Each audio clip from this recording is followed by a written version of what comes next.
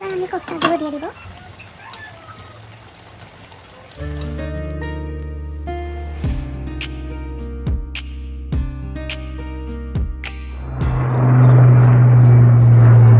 তো এই হচ্ছে আমাদের ওয়েদার, গাছে পাতা চলে এসেছে, বৃষ্টি হচ্ছে এই জন্য, কিন্তু এখনো আমাদের সোয়েটার না, জ্যাকেট পরে বের হতে হয়। রাতে তো অনেক ঠান্ডা, 4-5 ডিগ্রি সেলসিয়াসে এখনো আছে। তো পাতা আসলে আসলে ভালো লাগে দেখতে। আসসালামু আলাইকুম সবাইকে, আশা করছি সবাই ভালো আছেন, আমরাও ভালো আছি আলহামদুলিল্লাহ। আজকে আমি দুটো রেসিপি রান্না করব। তো এই মাছ আমি ভাজি করব। প্রথমে আঁশ ফেলে দিব। মাছের ডিম আছে, কিন্তু আমার আবার মাছের ডিম থাকলে অনেক ভালো লাগে। এটা সামুদ্রিক মাছ।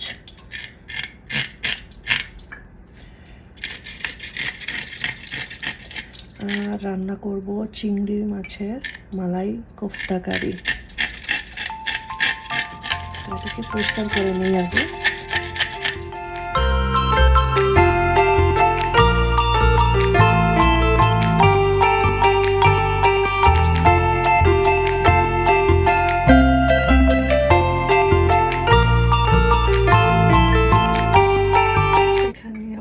চিংড়ি মাছ নিয়েছি, পরিষ্কার করে নিব। তারপর এগুলোকে আমি কিমা বানিয়ে নিব।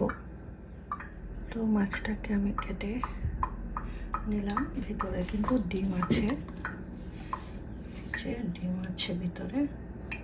এখন আমি লবণ দিয়ে ভালো করে ধুয়ে নিব, তারপরে ম্যারিনেট করব কিছু মশলা দিয়ে।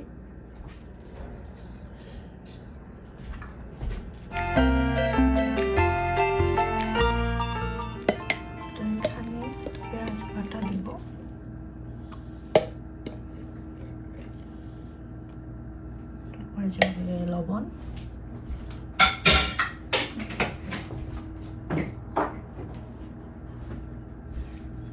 এবার যাবে একটু লবণ,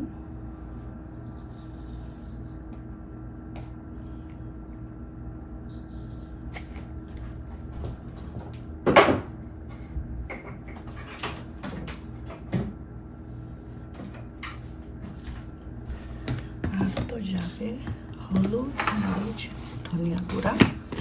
তারপরে আমি 10 মিনিট পরে ভাজা শুরু করব। তো এখন দিলাম ধনিয়া গুঁড়া, এবার যাবে মরিচের গুঁড়া, একটা ঝাল দিইনি। তো এবার দিব হলুদের গুঁড়া,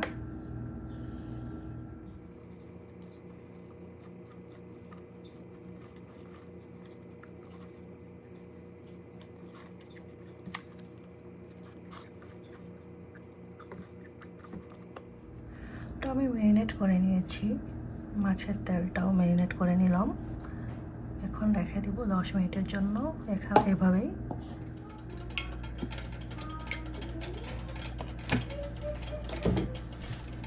তেলটা গরম হলেই মাছটা দিয়ে দিব।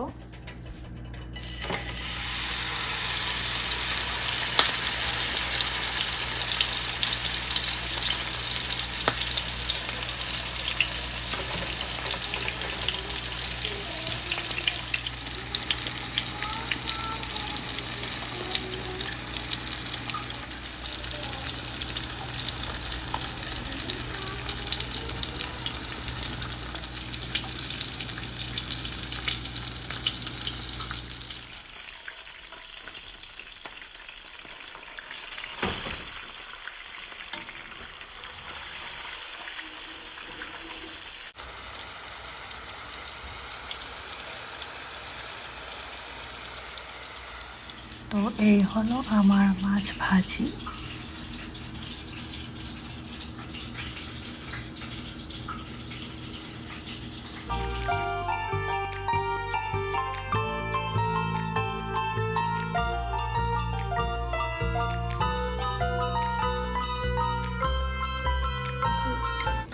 তো এবার আমি লবণ দিয়ে ভালো করে ধুয়ে নিব, তারপর আমি কিমা বানিয়ে নিব। রগ আমি ফেলে দিয়েছি, তো আবার ভালো করে ধুয়ে নিতে হবে।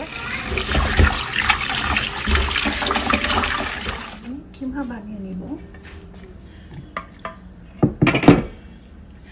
ভালো করে আমি পরিষ্কার করে নিয়েছি, ধুয়ে নিয়েছি। তো এইভাবে কেটে নিতে হবে, একদম কিমা বানিয়ে নিতে হবে। তো আমি এখন চিংড়ি মাছের কোফতা বানাবো, তার জন্য এখানে আমি সবার আগে আদা বাটা দিব একটু,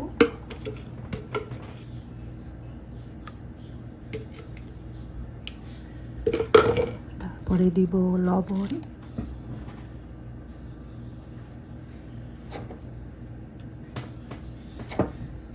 তারপরে যাবে হলুদের গুঁড়া খুব অল্প, আর দিব একটু ময়দা বাইন্ডিংয়ের জন্য। তারপরে আমি কোফতা শেপ দিয়ে নিব আর শ্যালো ফ্রাই করে নিব। তো এখানে বাইন্ডিংয়ের জন্য আমি ময়দা দিয়েছি, এবার কোফতা বানিয়ে নিচ্ছি।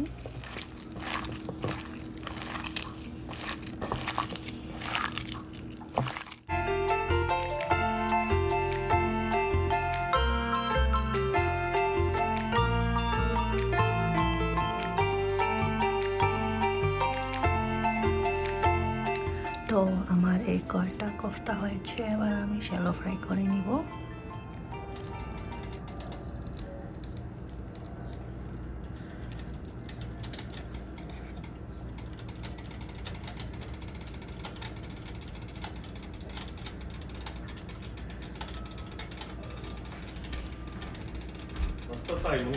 ডিম পচ দিমু আমি এখন রান্দাত আসব।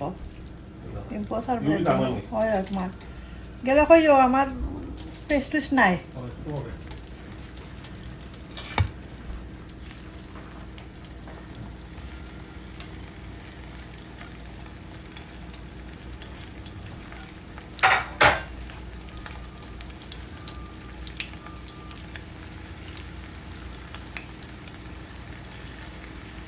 তো লাইট গোল্ডেন পর্যন্ত আমি ভেজে নেব কোফতাগুলোকে। তারপরে আমি নেক্সট স্টেপে চলে যাব, আমি এবার গ্রেভি রান্না শুরু করব।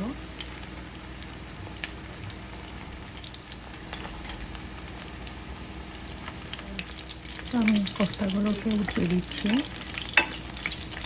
ওভার কুক করবো না, গ্রেভিতেও তো যাবে।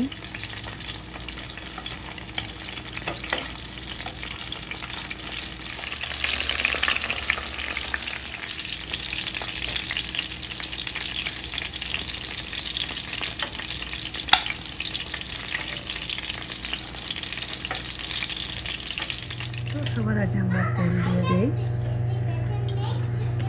আর আমি একটু তেল দিব যেই কোফতা ফ্রাই করেছি যেই তেলে, সেই তেল একটু দিব।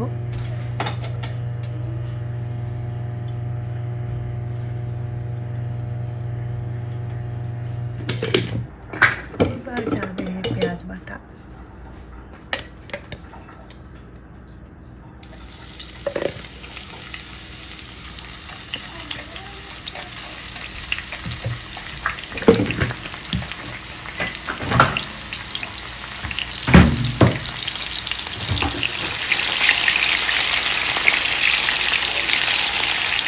দিব লবণ, আর একটা তেজপাতা যাবে। তেজপাতাগুলো ঝাল অনেক ছোটো, তাই দুইটা দিলাম। এবার একটু ভাজা হলে আমি আদা বাটা দিব খুব অল্প, তারপরে দিয়ে দিব মশলা, আর তারপরে যাবে নারিকেলের দুধ, যেটা হচ্ছে মেন উপকরণ।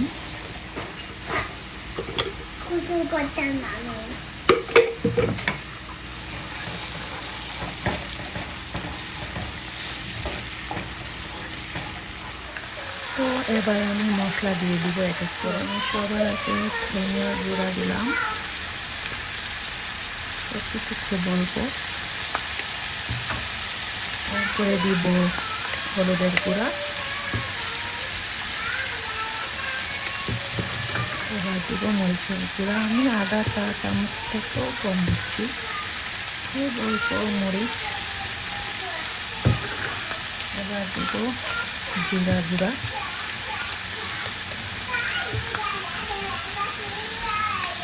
একটু পানি দিব।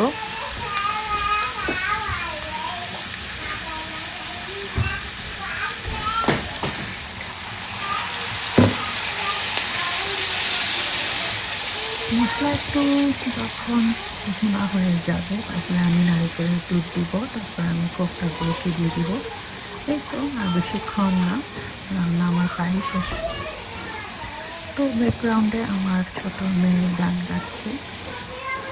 উনি সেপ্টেম্বর থেকে স্কুলে চলে যাবেন কিন্ডারগার্টেনে। তখন তো এই সময় বাসা আমার পুরো খালি।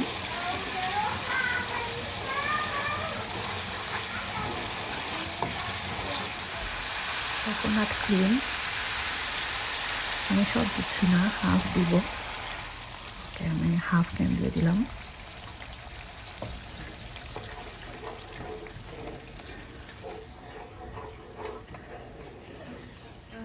এবার আমি কোফতাগুলো দিয়ে দিব।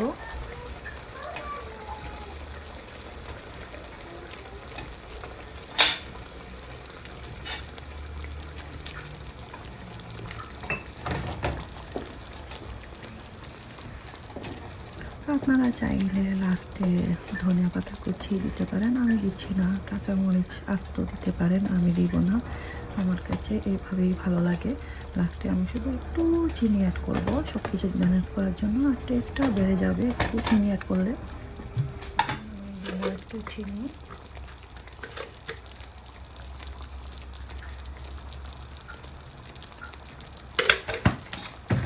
আমি একদমই লো হিটে রেখেছি। আরও 5-6 মিনিটের মতো, আরও 5-6 মিনিট আমি এটাকে রান্না করব। আমার বড় মেয়ের ডাক্তার আছে, স্পেশালিস্ট। আগে তো প্রত্যেক 3 মাসে দেখতো, তারপরে হলো 6 মাসে।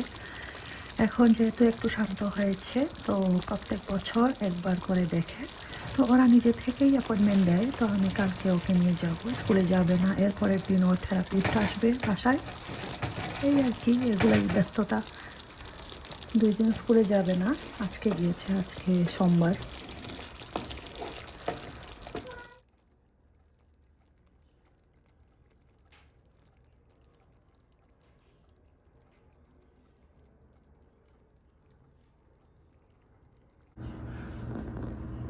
তো এই হলো আমার চিংড়ি মাছের মালাই কোফতা কারি।